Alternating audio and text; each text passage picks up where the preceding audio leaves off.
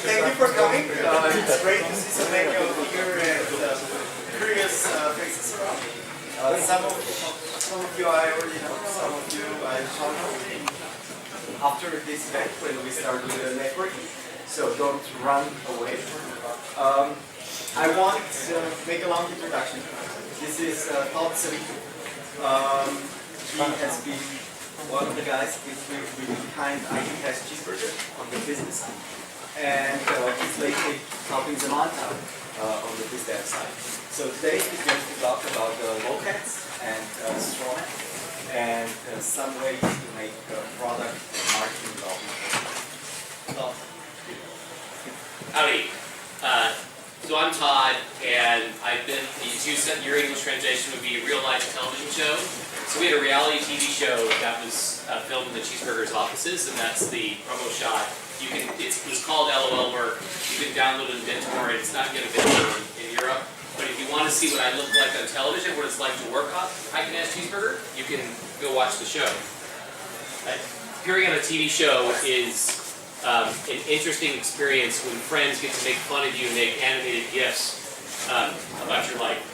So the idea behind Cheezburger, more properly the company's name is actually Cheezburger, is the idea of memes. I mean, it's a whole company dedicated to the idea of memes, and I imagine most of the people in this crowd know what a meme is. In English it isn't pronounced meme, it isn't pronounced, there actually is a French word named meme, but it's intended to rhyme with the word gene. Richard Dawkins is a biologist who came up with the term in the 1960s, and the idea is, behind a meme is it's an idea that spreads from person to person, much like genes spread from generation to generation. And so by definition, a meme has to be an idea that is shared socially, which is in part why they're popular online.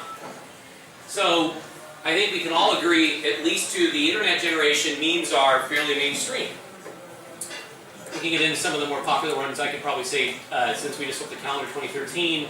But a big one, this is by Gasper, I say raise your hand, he created a meme Tumblr site for animated GIFs. This is a reaction GIF where you put a headline, and you can sort of get the joke. So this is Gasper's site. How it's doing reasonably well, and it's dedicated to the idea of living in Slovene.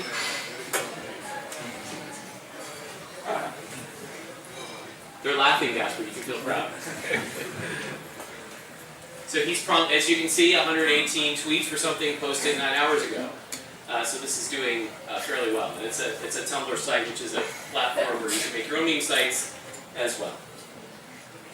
But more popular things, and the point about saying memes are mainstream, and why something like Cheezburger can be a business and make millions of dollars off pictures like this, is because they're funny. So one of the more popular memes is Irmagerd, which in English is actually a reference on the phrase, oh my god, except when you wear braces, you can't say oh my god correctly, so you say Irmagerd. And so basically the idea of memes is, the more popular notion is taking pictures that you recaption. So you would take the same picture, gets recaptioned by thousands of, if not millions of users again and again, basically trying to make their own version of the Irmagerd joke, which is what the meme is. This is Mr. Bean. As you might know, he likes to say, you know what I mean, and wink. So these are references, so it's an idea of, this is a very popular one at the moment.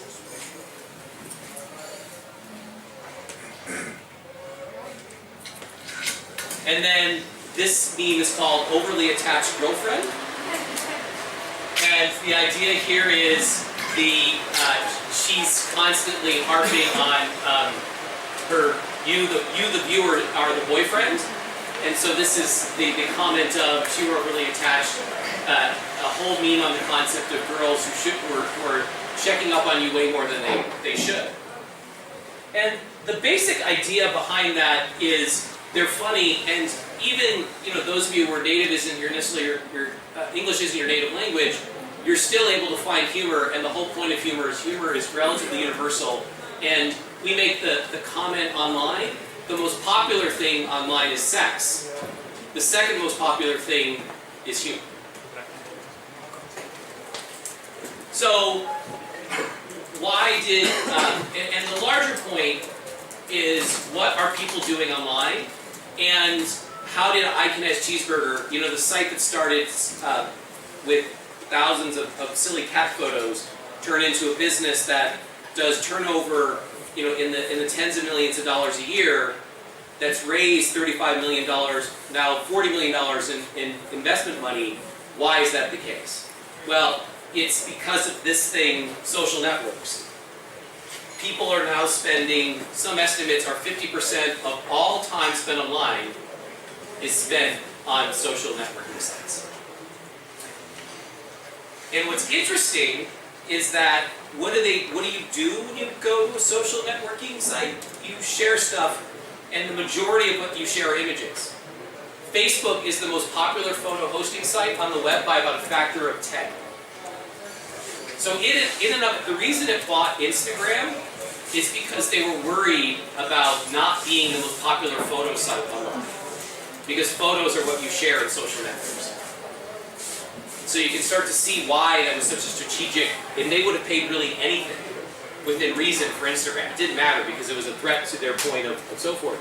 And if you do research, outside of personal photos, the most popular types of images shared are memes.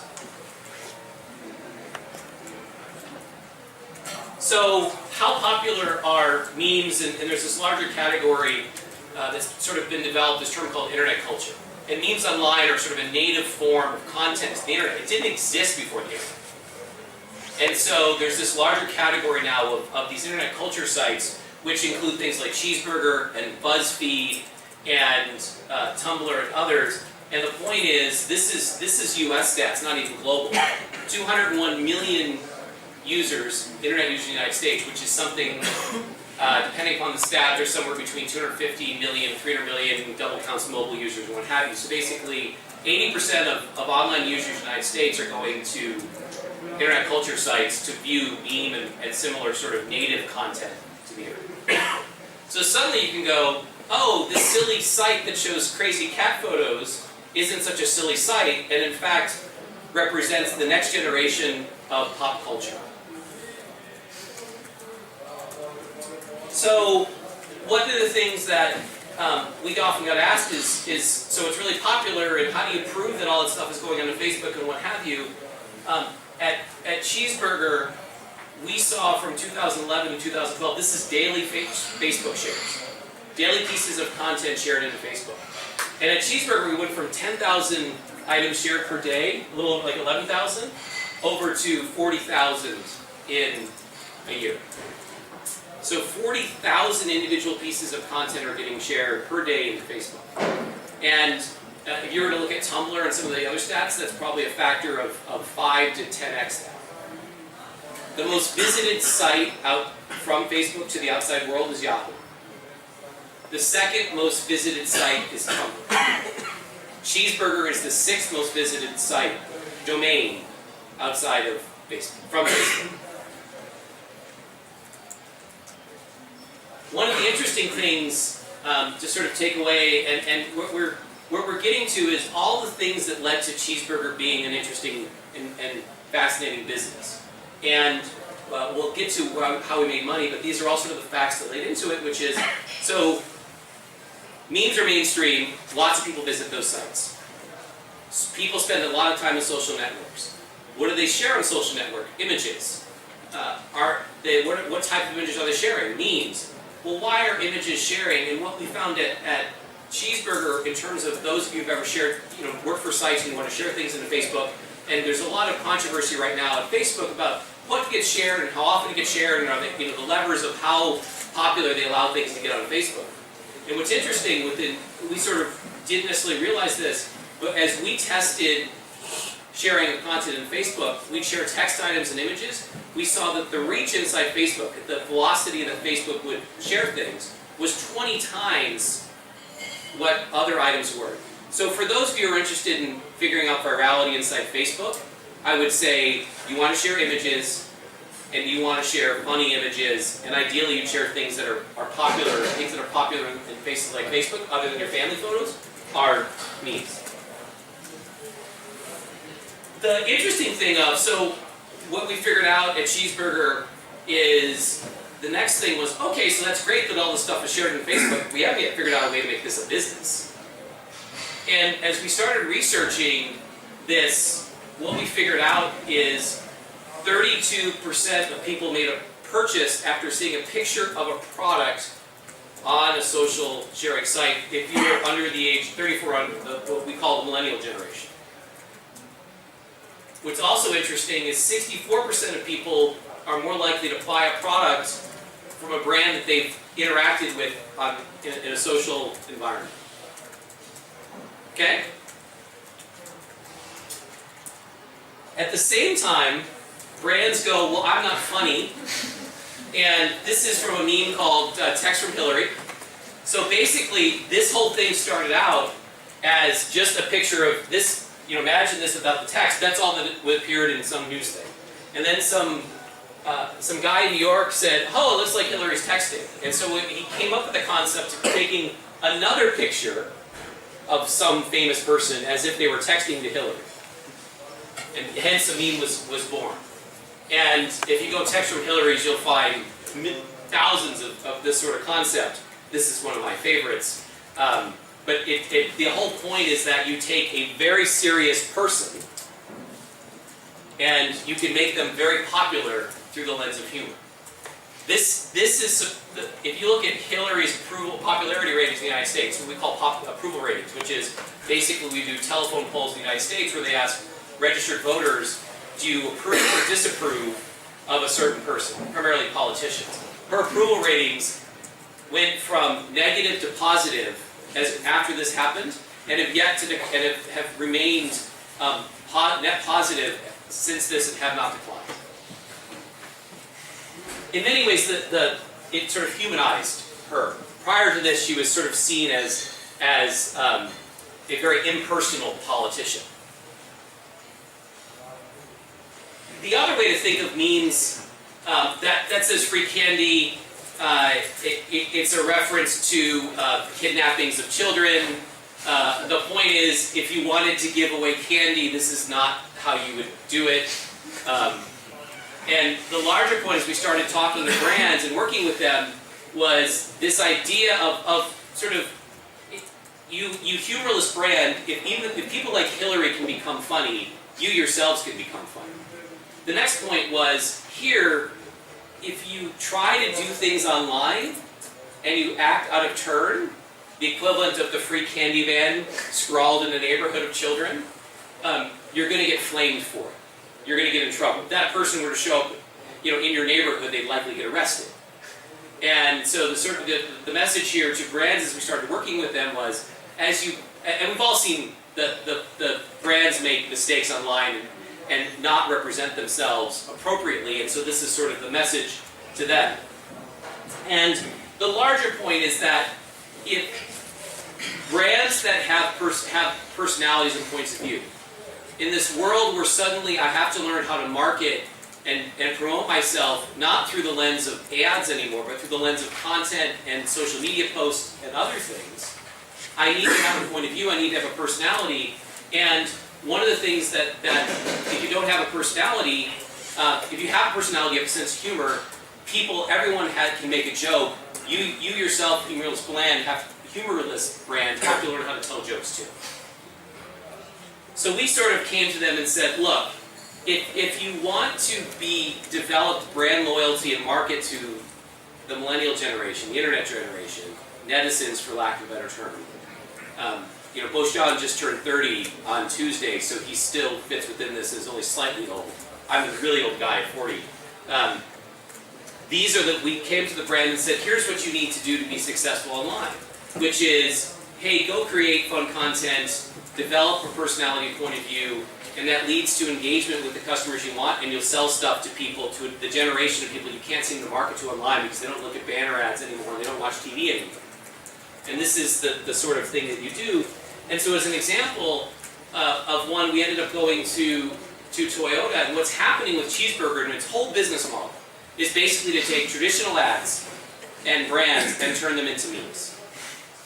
And whether the creation of that meme is necessarily Cheezburger helping the creative agencies and advertising agencies that create these, and we're getting users in this particular campaign, what we were basically asking to do is we gave them a bunch of pictures and said, hey, go caption this, and Toyota will pick the best one and you'll get a prize. And so this is some of the things that they took. And they basically took basic memes. Unicorns is a popular meme character. It says, Yarsh, unicorn baby, your argument is invalid. That's a popular meme. This is a popular meme of totally looks like, where you take regular people and compare them to celebrities, or objects and compare them to celebrities. And then the last is just a lol car, which is take the idea of lolcats and you use the car as the character and talk about the car in an interesting way. And the point is, I saw him chuckle at some of these. It's a way of humanizing a very impersonal brand. In this particular campaign, we got, on the first day that this was launched, Toyota hoped that over the course of 3 months, 3,000 people would create a meme using Toyota content on the Cheezburger sites. On the first day, we had 3,700 people. And so it was sort of and it grew from there and went on. And the larger point is that by basically giving the tools to a group of people who were naturally used to doing and making content in a way that they natively like to do so, you could get people to basically advertise in a way that they'll respond to. And an interesting comment, and what came out of this is this happened now, gosh, a year and a half ago, and is sort of the inspiration for a larger thing around what BuzzFeed and other companies are doing in terms of what's being called native advertising, which is this whole idea of taking regular ads and reformatting them into the format of the site that you're looking at. Unfortunately, there's a recent controversy of, for those of you probably were, Scientology's in Europe. There's an online publication or magazine in the United States. They have an online version, the Atlantic Monthly, and they're now, what's happening, you go to articles, is that people have the ability to basically write an article and buy the distribution of that article on various news sites. Unfortunately, this news magazine, the Atlantic Monthly, allowed Scientology to buy an article, and they basically wrote kind of a puff piece on how wonderful Scientology was to an audience of people who are probably a bunch of atheists. And it didn't go very well. So you have to be careful. This is the future of advertising, not without its perils. this is just an example of the types of brands who are beginning to work with this, and it's sort of, when we talk about the future of advertising online, this is what people are referring to in terms of native advertising. Again, the idea of I can take a traditional ad campaign, reformat it to the places where it's going to run online, and then suddenly it becomes interesting and meaningful. And for companies like Cheezburger, this is how they're making money. This is how you make money from silly cat photos, is that you convince brands that they should turn themselves into silly cat photos. So that was how we built the business. And today, this is a company that'll do, as I said, in the tens of millions of dollars of revenue, reaches 25 million people globally. It does about 600 or 700 million page views a month. So that's the future of advertising. Now the other sort of topic that, go ahead. Yes. So the memes are, yes, you can use memes to, if you're like a random startup, are memes an effective way to promote your brand, your company, and what have you? Absolutely. The benefit of memes as a marketing vehicle is that there are probably about 1,000 active popular memes at any one time. But those memes have audiences. People look for that content. And so for you as a brand, as sort of wanting to promote an unknown brand, the idea would be to find a meme that's relevant to your brand and leverage that built-in audience. And if it's funny, the people, fans of that meme will spread it and share it, and so that's why it's an effective way to do it, is you're basically creating content for a known audience. And fortunately, it's an audience that's looking for people to create new and funny content around that meme every day. So they're waiting for new people. You just happen to be a brand. I could show examples of people creating content, memes around brands to the end of time. So it's a well-known thing to do. So yes, you can make memes for even unknown brands. We're trying to teach, and in fact, if you were to look at, there's a lot of startups who are now leveraging memes as a means of differentiating themselves and trying to speak to more native millennial internet users. So the other sort of topic that we wanted to, and I'm going to prove a point tonight, which I generally do, which is, you can do every presentation just using memes. So the other topic, we wanted to talk about was this. So I've been working with Samantha. They're launching a new native advertising product next week, and I started working with them through one of their board members, who's a friend of mine. And they said, okay, we're going to launch this new ad product, and unfortunately, they're not really advertising guys. It's Andrade writes, semantic algorithms for them. And both Sean is an ex-journalist and hacktivist who helped start the lab downstairs. And so, as you can tell, I built a big advertising business. So I got plugged in, and they said, okay, Todd, we have this idea. We've been working on this ad product. We want to make sure it works and what have you. And so, when I showed up, I said, okay, so what does this product do?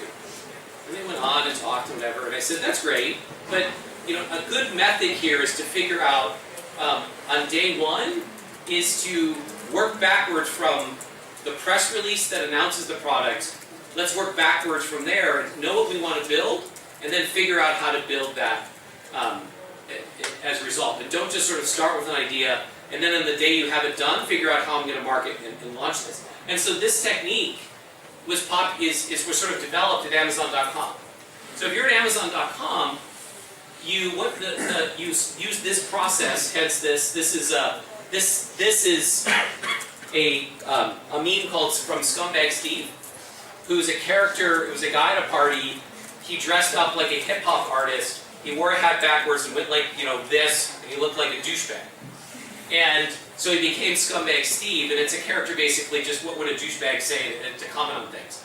But his hat has now been taken and converted into its own sort of meme, and you stick this hat on anything. So this is the Scumbag Amazon meme that someone at Amazon built, hence the 25 orders you get free shipping, but nothing's above $25. So that's the example of how to use memes for branding almost anything. So the idea here is that Battlestar Galactica, right? So this is the meme is step 3 profit. It's a reference to South Park and the underwear gnomes. steal underwear, I don't know, profit is the meme.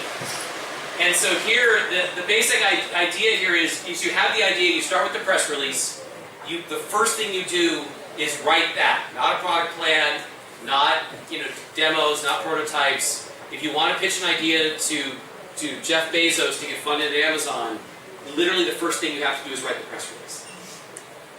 Or what you think the press release would be if you what your idea is. The next step is you then go backwards and say, okay, they have a very customer-driven development process of, those of you who are familiar with lean product development, the whole idea between lean startups. I assume the raise of hands of people who understand what lean product development is. Okay, good representative. And then after that, launch. So step one is and the idea here is, step 3 after launch is profit. So the first step is, this is the breaking news meme. You basically take a picture and this says breaking news and you put the news headline on the bottom. Making fun of Justin Bieber is a very popular pastime in the world of memes. So the idea here is we're going to write the press release. And literally you want to write the press release as if you're sending it out to the press. I'm not kidding, which is, the about section at the end, the headline, double spacing. Like, that's the exercise you want to do. And it's a mantra for this product. The product team and I literally wrote our own versions of the press release for this product that's going to be released next week, and as sort of one of the first steps that we did to this effort. And the reason why is it seems somewhat arbitrary, but writing a business plan is arbitrary, putting a PowerPoint together is arbitrary, and so the larger point in a press release, you're basically trying to identify your key selling points and key product benefits, because in effect you're saying, how am I going to sell this thing, this brand, this product, this so forth. And so it's an effective way of helping you figure out what you're going to build up front. Have discussions, because also what it does is if the members of your team each have to do this, you start realizing the differences in opinion you have, and it begins that whole product discovery process. Aha! These are the things that I have to experiment with and improve. And so from a lean startup perspective, think of everything you're doing as ultimately an experiment. You have no idea is invalid. Take the idea, turn it into an experiment, which means put it in front of customers, and then have them verify your assumptions, your hypotheses, and then at the end of that process, you have a product that you can ultimately launch. What we're trying to avoid, of course, with customer-driven product development is I do not want. Do not want is a popular meme, and it often involves animals dressed up in strange and odd clothing. There are a lot of strange people in the world, I think is the conclusion. But sort of here, I've certainly launched products that I've had product failures, and I imagine if I ask for the raising hands, I'm not going to make anyone admit that you're a failure. We all have had those things. And so the point of product failures, and the guy behind, for those of you who aren't aware, the guy behind the whole lean startup philosophy, a guy named Eric Ries, is he basically sucked at startups. Right? When he had a failure and a failure and a failure, and his then startup, IMVU, he was very much on the path to failure. And so he said, crap. And what he would do, and by the way, if you talk to the Zamonte guys, the early part of their history is the same thing, is they go into a room with a bunch of developers, and 6 months later, and 300 pizza boxes, and probably a 55-gallon barrel of Mountain Dew Cola, would emerge 6 months later with a finished piece of software. And then they'd go to customers and say, go buy this. And unfortunately, customers generally go, well, that's not what I wanted. Why didn't you ask me? And then in fact, that's what lean product development is figure out the lowest cost and quickest version of an idea and putting it in front of potential customers to ask what they want. Now, the reason you want to take an actual product or prototype, those of you, I don't know if it got over here to Europe, but probably one of the biggest debacles of product development of all time is the concept of New Coke. How many of you are familiar with that story? Okay, not many. So in 1983 or 84, Coca-Cola actually developed a whole new version of it. reformulated their syrup for the Coke. And they showed up one day and announced it to the world and said, we're changing Coke, we're calling it New Coke. And we're going to retire the traditional Coke. And their customers in the world went ballistic saying, well, we don't want new Coke, we want old Coke. And Coca-Cola ultimately in 6 months went from saying in 30 days we're getting rid of the old Coke to developing Coke. That's why Coca-Cola, it's called Coca-Cola Classic, is it dates back to that time frame. And they eliminated the classic part a few years ago, but it was called because they knew Coke. Then they were going to retire old Coke. Then users, all the customers said, no, we don't like new Coke, we like the old Coke. They kept, well, crap, now we're not going to retire it. We need a new name because we have new Coke. So Coca-Cola Classic was born, and within a year, new Coke was finished. But Coca-Cola, it spent hundreds of millions of dollars developing new Coke and getting ready to launch and so forth. What had happened was, in the late 1970s and early 1980s, is Pepsi-Cola sales were growing faster than Coca-Cola. So what Coca-Cola did is that they then went to customers, did a bunch of blind taste tests, and determined that people like the sweeter taste of Pepsi over Coca-Cola. So they said, aha, we're wrong, Coca-Cola is slightly more bitter than Pepsi, and so they decided to reformulate Coca-Cola. The problem is that what they discovered after the fact is that people don't make purchase decisions based upon product market research and testing.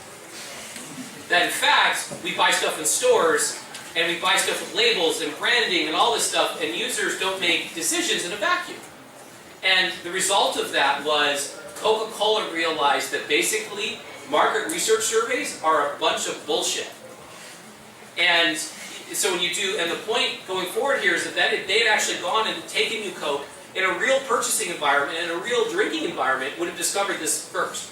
And so the lesson here is you want as real looking a product as you can and a real looking purchase environment as you can to get real product feedback.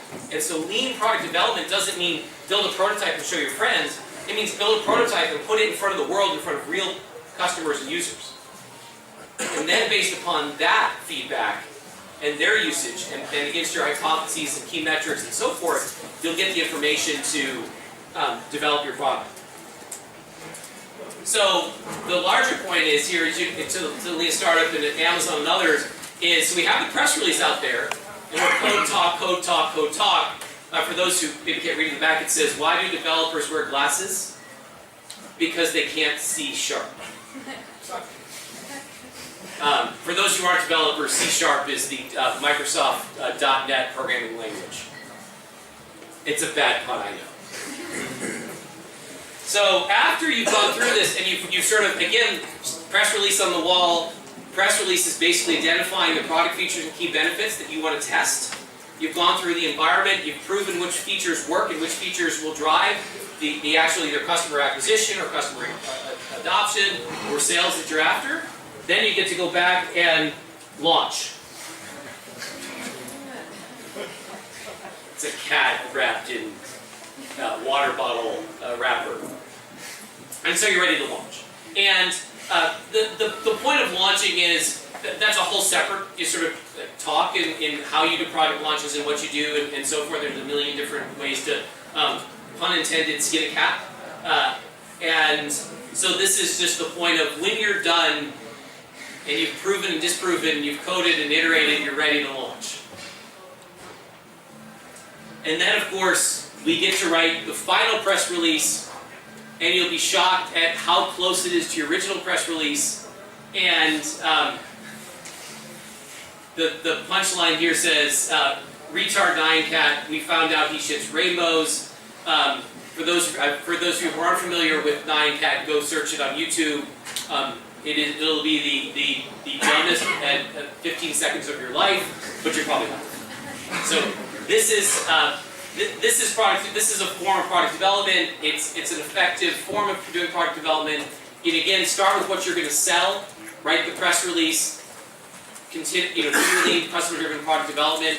And when you're done, you get to launch and put out another press release, and hopefully to step 3, profit.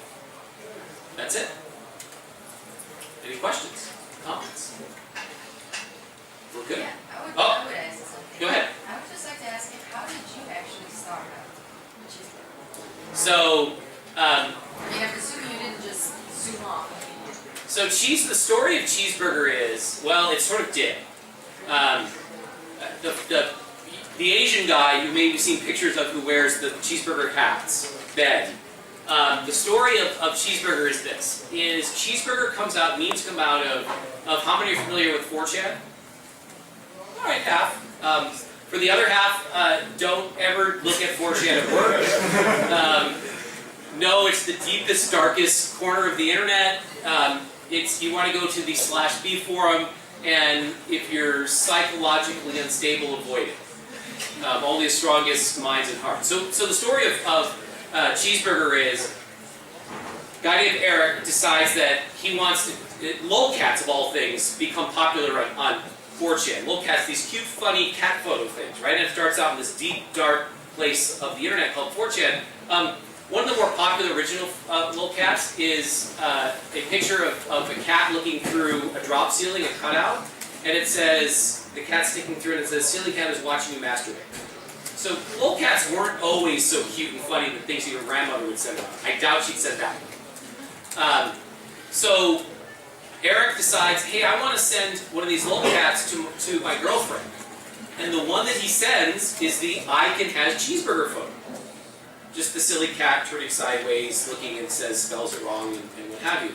And so he sends it to his girlfriend, and he goes, but before he does, back then, Tumblr didn't exist, WordPress.com didn't exist.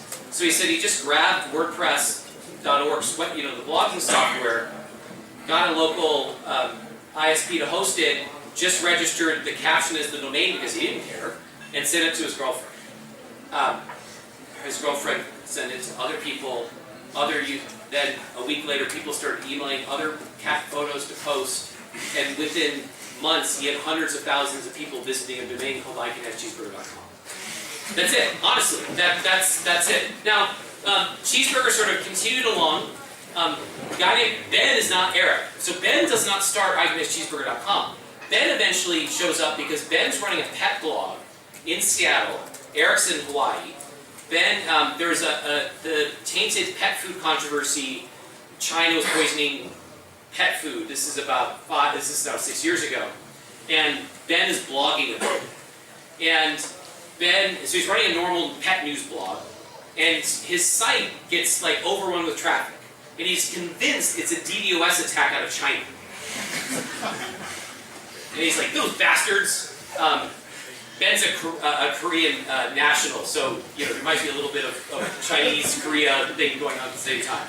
So he tracks down the source of it, and he realizes what has happened is a user has taken a picture off his site and hot-linked it from Icon has Cheezburger, and there was so much traffic in Icon has Cheezburger it killed Ben's blog. So Ben calls Eric and gets him to not, apologize, whatever, becomes friend with Eric. Then, over the summer, Ben decides to help out Eric, and he starts helping him code the site, and the site's getting more and more popular. They decide to launch a dog version. I has a hot dog. Then they launch a celebrity version, which is called Roflrazzi, R-O-F-L-R-A-Z-Z-I, a LOL celeb site. This is now the summer, and when it's sort of, at this time, if you wanted to make a lolcat picture, you had to go to Photoshop and create it and what have you. And of course, most people didn't necessarily want to do that. And so Ben wrote up basically the Reese's peanut butter, chocolate and peanut butter go well together. The peanut butter to the chocolate of Icon has Cheezburger was creating a little simple web app that allowed you to caption photos online. And so Cheezburger Growth was doing this, and then that showed up, the caption utility, and it started going like this. So now where the company is probably in about 1 million monthly users. The next thing that ultimately made the company take off, and it's actually the root of all memes now, is the idea of someone posting a photo, and then basically what happened is the user asked, hey, can I caption this other photo? I don't really have, I know a funny quote for this photo, not for my own. And so Ben and Eric went, that's an interesting idea. And then they enabled the feature that allowed users to caption other people's photos.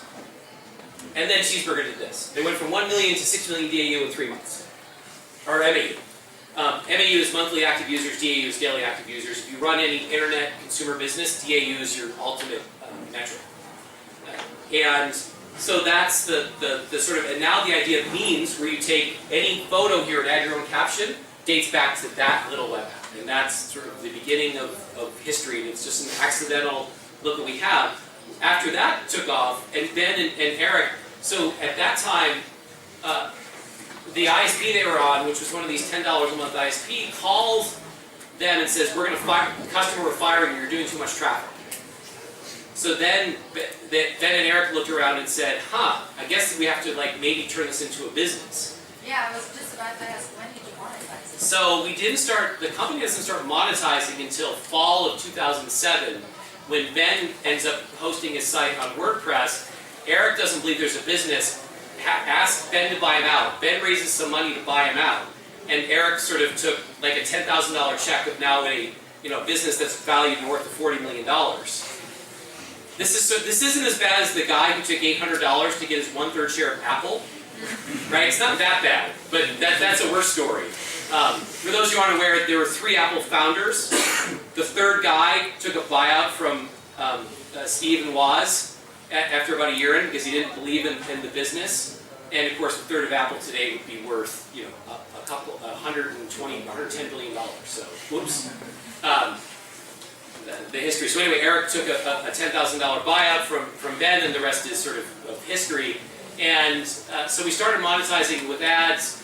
The problem is, what really happened over time is that selling ads against silly cat photos, advertisers want to market against either really like well-known, highly professionally developed content sites, until we went through this path of basically saying, hey, you want to be on social networks, you can't get anyone to share your content.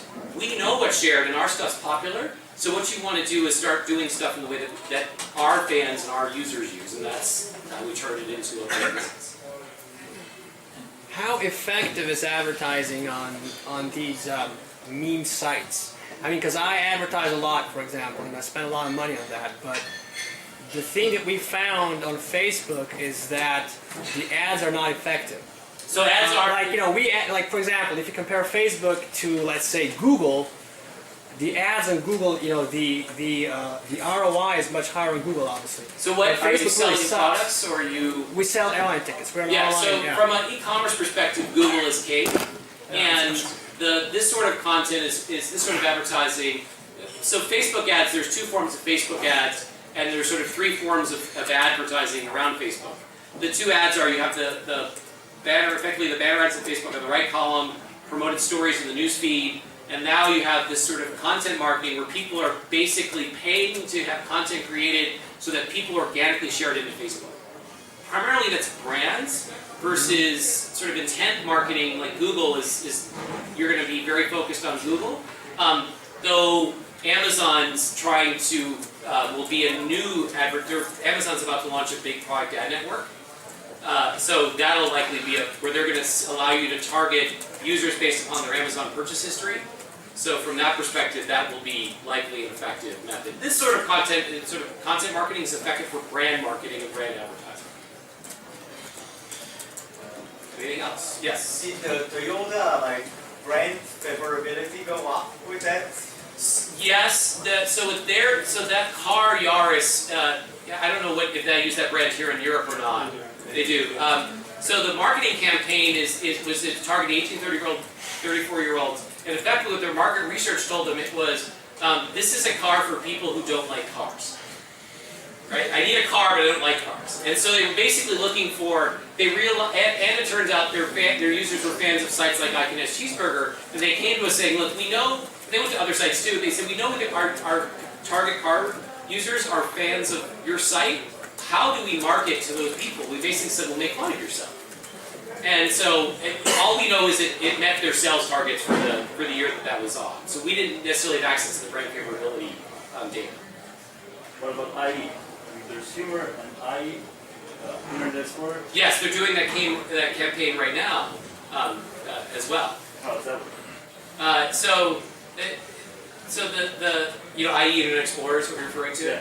So Internet Explorer's done a couple of meme campaigns. The current one that they're doing, which is effectively remember the 90s, right? And so there's a lot of nostalgia memes that sort of show up, and I don't know how effective that is now, But it's sort of generally, brands have a very difficult time getting you to share brand content. And what they're realizing is that, hey, I've got to leverage other things that you're sharing, to the earlier comment. If I leverage meme formats that people are already sharing, they're more likely to share them. And rates of you go from no sharing to some sharing. Even if it's bad press. Even if it's bad press. Can such campaigns backfire in a sense that totally wrong message?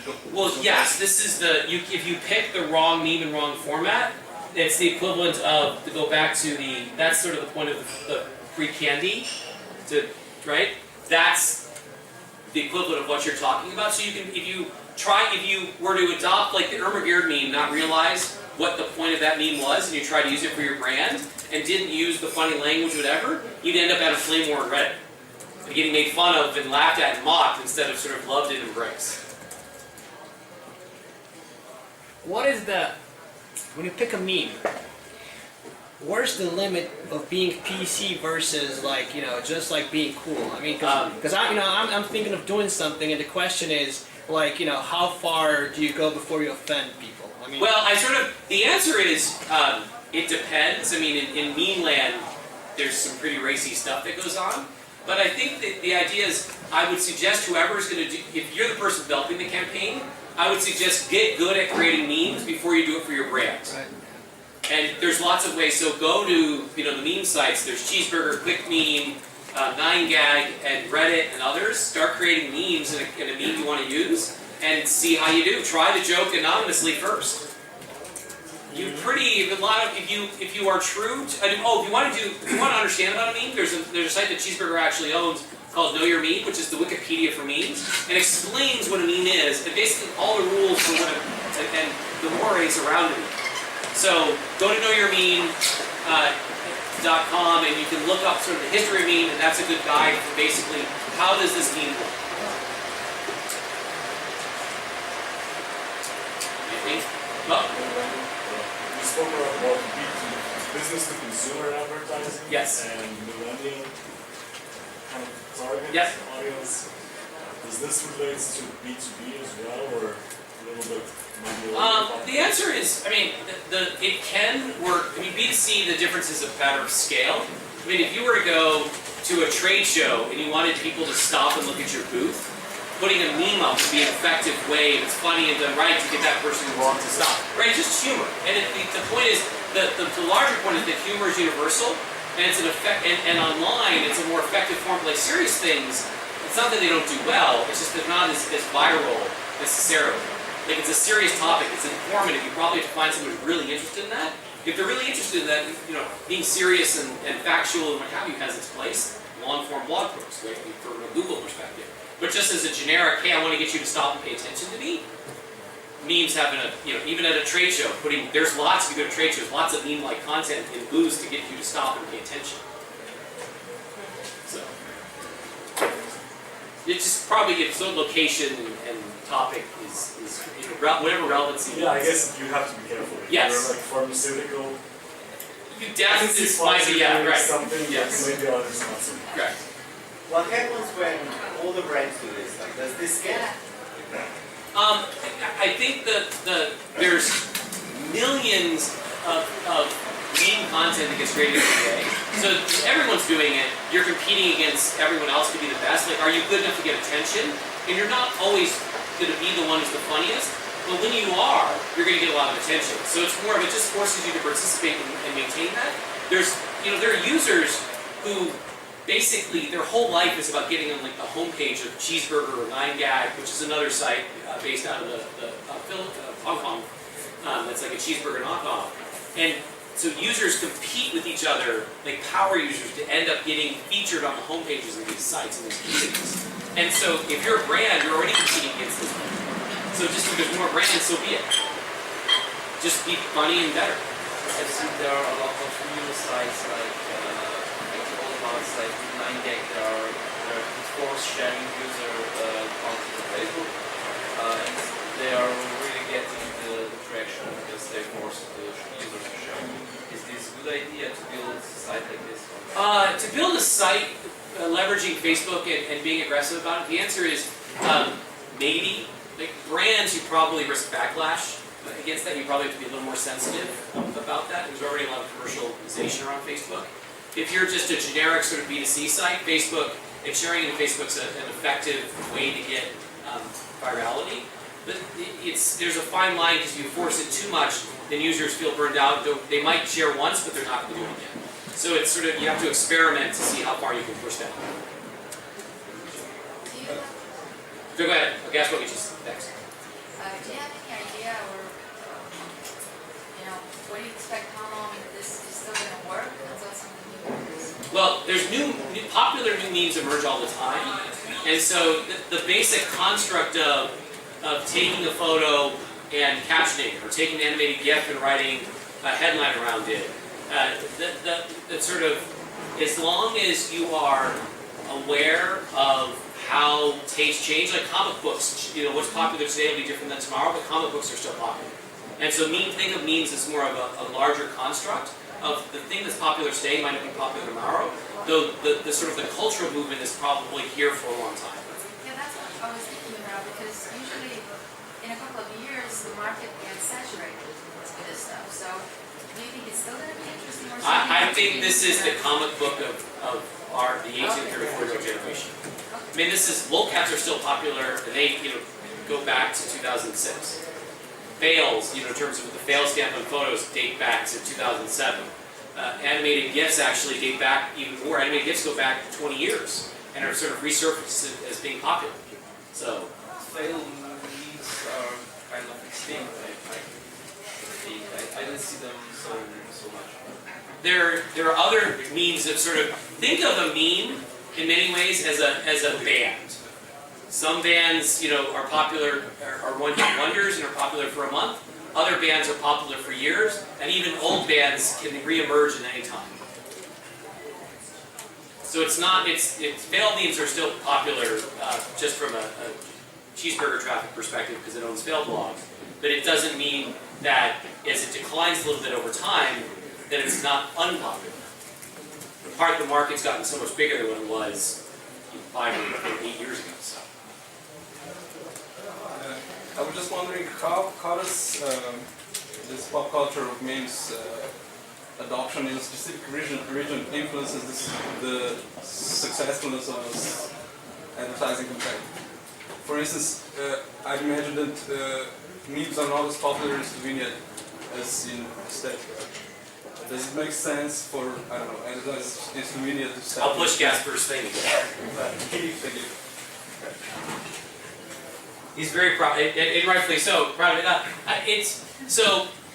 You have the same cultural challenges of anything, right? In terms of your base Slovene language market is 2 million people. Yeah. So you're by definition, by doing it in a particular language or particular culture, you've got a limited market size. And it's not that memes are popular. It's just that given the cultural differences around humor, and they're very language based. It's in an underserved market. You could. It sort of being early, you could do very well. The challenge you have versus if you've done this in English, is the number of English speakers in the world is, couple billion plus versus 2 million Slovenes. So I think that's the challenge of it's a target market and just deciding that just like for content, whether it's movies or music, it's the exact same challenge. Memes will just like certain music types eventually end up everywhere if they're really popular and good. I'm sure there's Slovenian hip-hop artists at this point. It probably took 10 years longer to get to hear than in the United States, for instance. It's just sort of it requires someone in that local market to want to adopt it. But I think the notion of meme content is such a part of social networks at this point that I think it's fairly universally understood.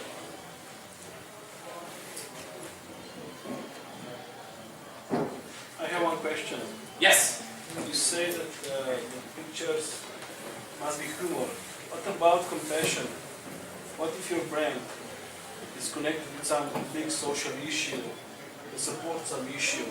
I'd like to address some audience with that. So there's something that I haven't talked about yet that is, so from the larger point of how do you use memes. There's another tactic which is, I don't necessarily have to create meme content. Like here, Gasper is not creating these GIFs. These GIFs exist. They're generic. And what he's doing is he is writing the headlines. But what he could just as easily be doing is curating, which is finding this content elsewhere and just aggregating it. So I could be taking a meme, and so if you're interested in a cause, you can aggregate content, whether it's serious or not serious, and that could be another approach, which is find things related to a particular topic, and that is another very effective approach. And Cheezburger, we didn't actually make the content. Our users did. Our job was to look at their pool of submissions every day and find the best 1% to post and feature on our homepage. And so, if you're a brand, you can be doing the same thing on your blog or on your Facebook page, and effectively use that as to say, hey, I care about a topic, I'm going to curate content around that topic.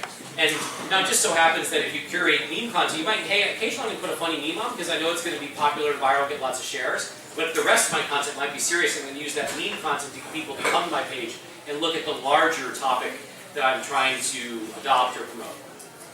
So curation is a very effective try. You don't have to ever create a piece of content. Aggregating content on the topic is a legitimate approach to content marketing and meme marketing, whatever you want to call it. Meme marketing is a subset of content marketing. So just as a larger category, curation is a perfectly accepted method. Yes? How do you handle the copyright issues with pictures? Well, there's two approaches. If you're a brand, you cannot care. And the other hand, if you're using it in an ad format, you likely have to get copyright permission to use that. And so the loophole is that Toyota, for instance, gave us those car pictures. So it was easy to say, oh, that's their asset, users can use it.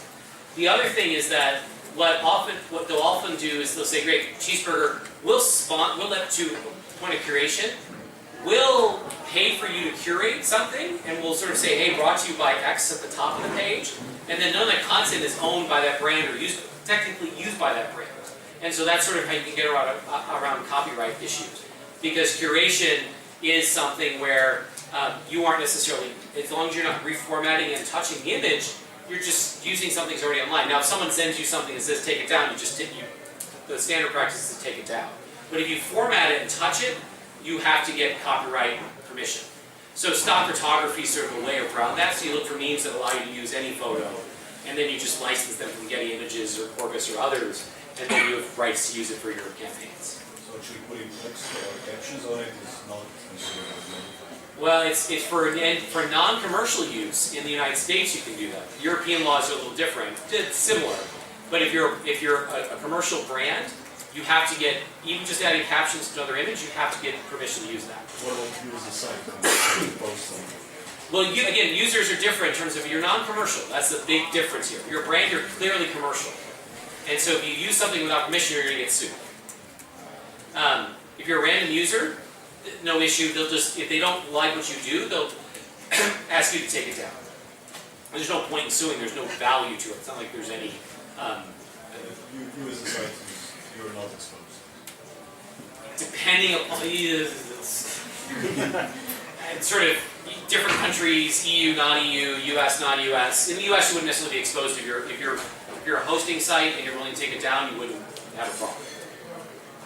Do you have any problems with animated GIFs from movies?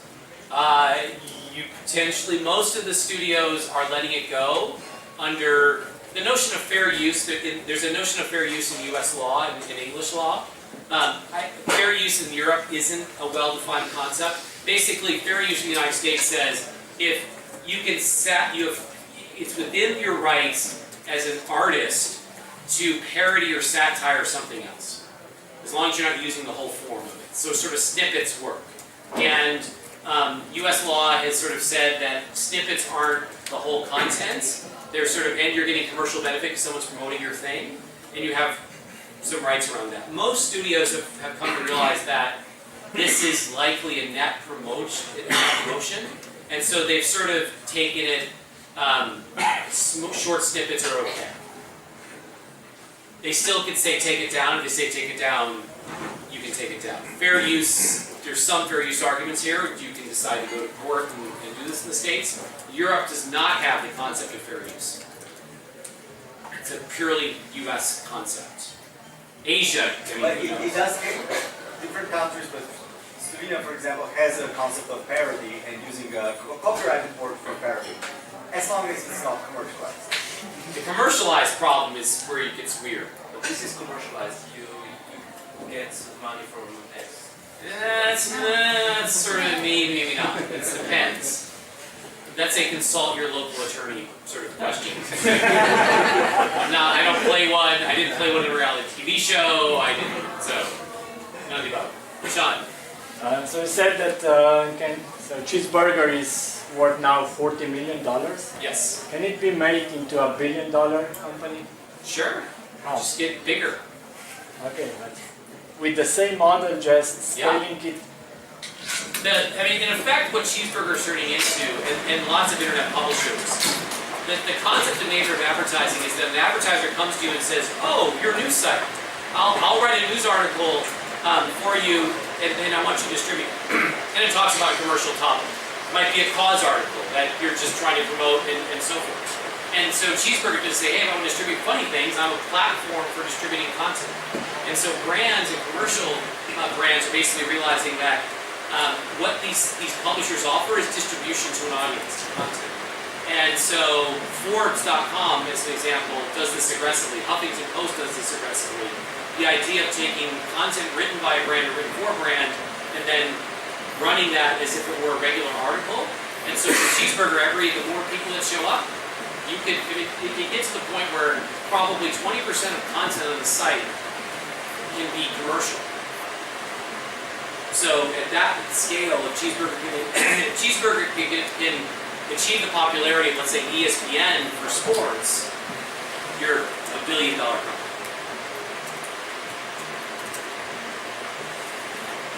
I think that's it. Well, thank you very much.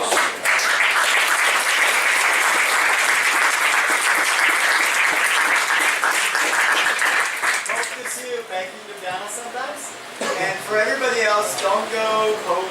Network not going to be around for some more time, so if you have more questions, just have a pull here aside.